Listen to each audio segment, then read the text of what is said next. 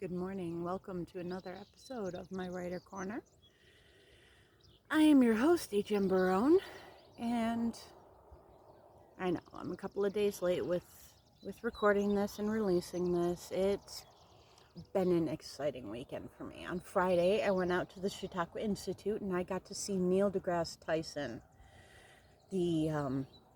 the godfather of astrophysics, give a talk along with Scott Hamilton Kennedy about the two films that they have done together.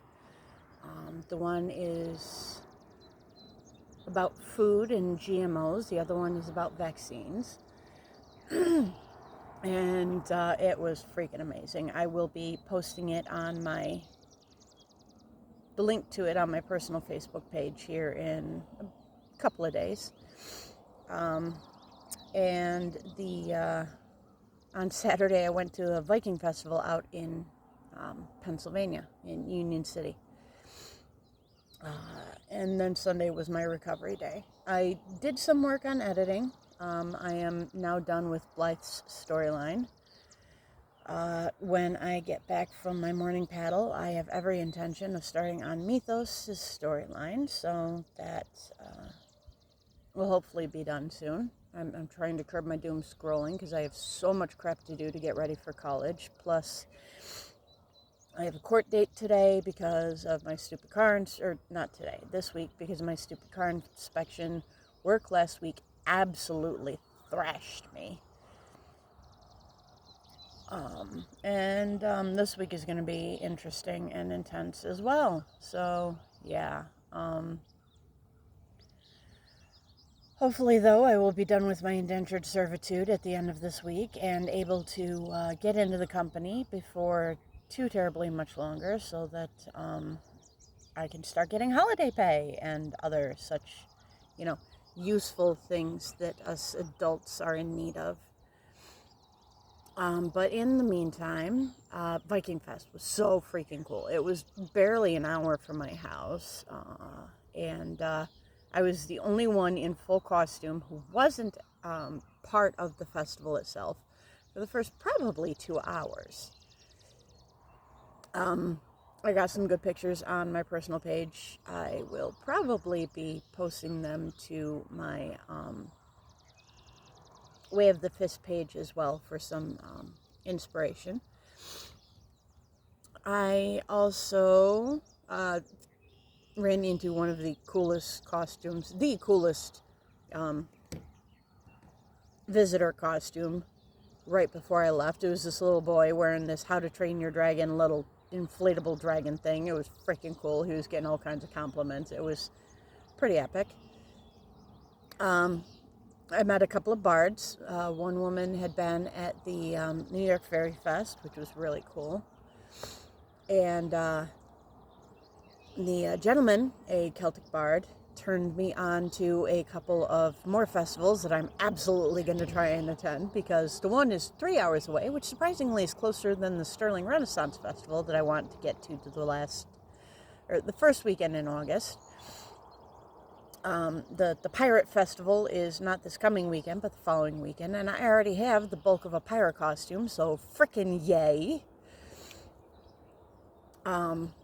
And then a couple of Celtic festivals. One is in downtown Mayville, which is really freaking exciting because that's only like a 20-minute drive from my house. And the other is down in Pennsylvania, which also maybe 2-hour drive. So again, closer than Sterling. But it definitely inspired me. When I was wandering around and chatting with all the different vendors, because, that's the kind of person I am. I chat with all the vendors because they have such fantastic stories. And anyways, I was skint broke because of frickin' bills, because adulting sucks. But I got business cards from like almost all of them, so I'm super excited about being able to check them out online, follow, and find out where else they're going to be. One couple actually is in Dunkirk, like on Wednesday. So, and they do most of their baked goods there. So I'm kind of psyched about checking them out a little closer to home. And then, but yeah, so Isadora and Glaive are going to be my next topic of conversation on my talk through the characters. Like I said, last week was balls, so I did not get a chance to record. Hey, turtle! My my regular podcast. I was just absolutely whooped.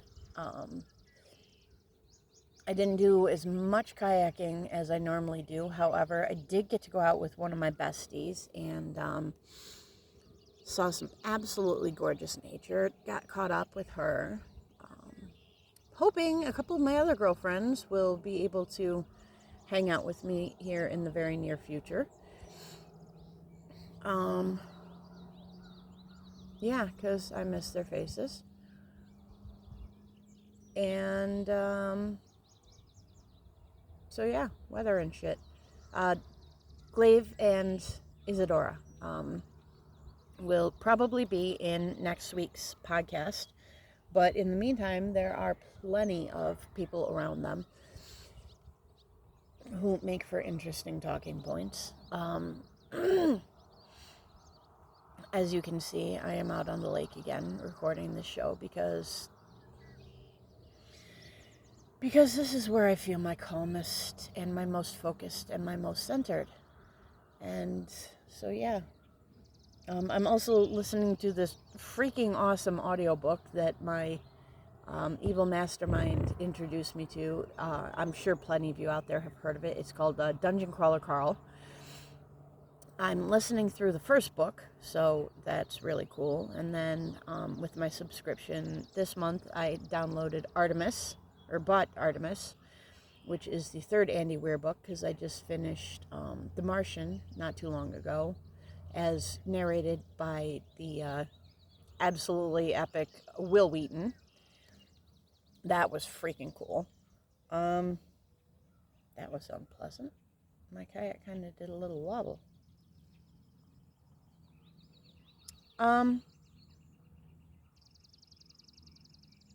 Anyways, so yeah. Isadora took her entourage with her. She's got 2 of her ladies' maids. She's got Skyden. She's got her warriors, her bodyguards, her soldiers that have been with her since the first book. Sig, Dax, Carmen Ajakiwe, Halib, and Skyden, which I already mentioned, I think. But yeah, so they're definitely pulling in more. Plus, then glaives for men at arms, noblemen, whatever you want to call them. They are, yeah. And then, of course, Glaive's informant, Willem, and Isadora's man, which I am drawing an absolute blank on now because my brain is mush. But anyways, so yeah, they're definitely stepping into the forefront on these books. Speaking of which, all of my Zoe Jane books are still available for free through the end of this month. With King's Champion and Royal Emissary are available for free, and Allies Deceit is available for less than $1. So feel free to check out the links below and download those or purchase those and let me know what you think. Yeah, I'm excited to hear from people who have read my books. One of my besties read the Zoe Jane files and promptly called me at the end of the Zoe books to give me her opinion of how it ended, as well as myself. It was freaking fantastic. That's why I love her so much. She's so honest. And yeah, so again, this week I am planning on getting it together and getting more done with my editing, because I want to get this draft written before classes start up at the end of next month. I'm kind of drifting here, so as you'll may or may not notice, depending on how good my camera angle is, because I can't see. I've got the sun shining directly into my face. I'm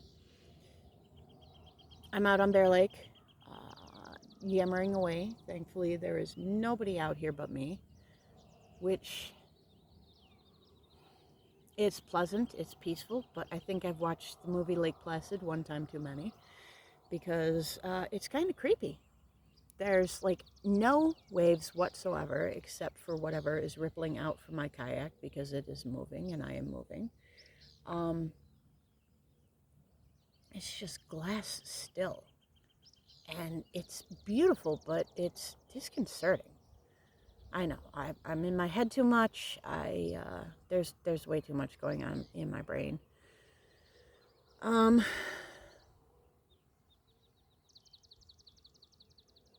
Yeah.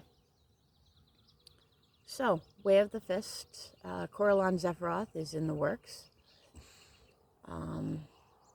And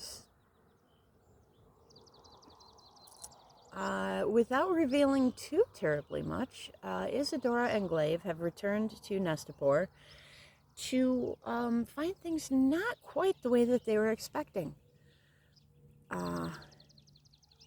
After their marriage, they figured they would tour the country, get to know the local lords, and then return to the capital and, you know, start making small changes. But yeah, that's not quite how things work. And hopefully you will get caught up with King's Champion, Royal Emissary, and Ally's Deceit, so that I can talk a little bit more the next time that I have free time, which might be over the winter break. I'm not sure. We'll see.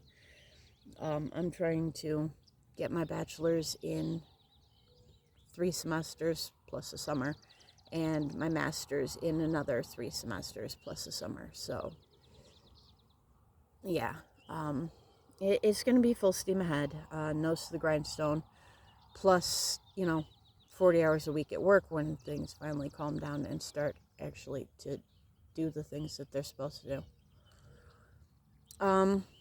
But anyways, new and excitingness. Oh, a flock of seagulls, please don't crap on me. Dude, why are you flying directly over me? Please don't. Sorry. So yeah, the Viking culture of Nestapor has definitely been extremely heavily influenced. And hopefully I will be coming to you from more festivals. I'm probably going to be reposting the 2 videos that I made of the bards, or I'm going to try to repost them. I will include my personal Facebook page in this particular commentary, or description, so that you can check those out without going to my other pages. Please don't be creepy. That's all I ask. So yeah, I am going to continue with my morning paddle, and I look forward to talking to you again, maybe in a little bit more detail about the characters and the goings-on in Nestapor. But in the meantime, just remember that I am under no obligation to make sense to you. Thanks, and have a safe week.